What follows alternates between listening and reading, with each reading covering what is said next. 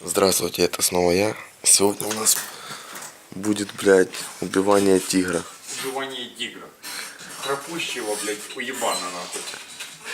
Да, вот это называется в армии так. Это Димон Радуль.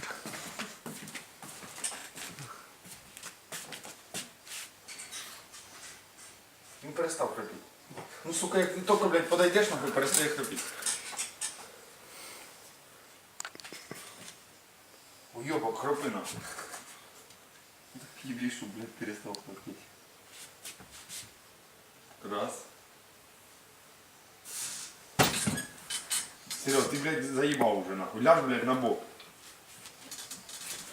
Что, ебанул, блядь, в эту, блядь, подушку, блядь. Куда? Шорик тобі кине?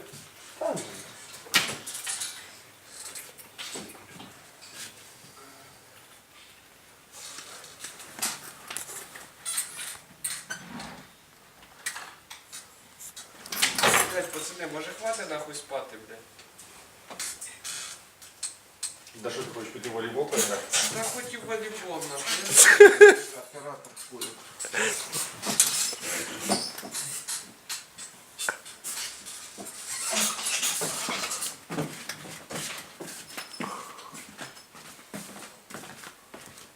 Да все вырубаем.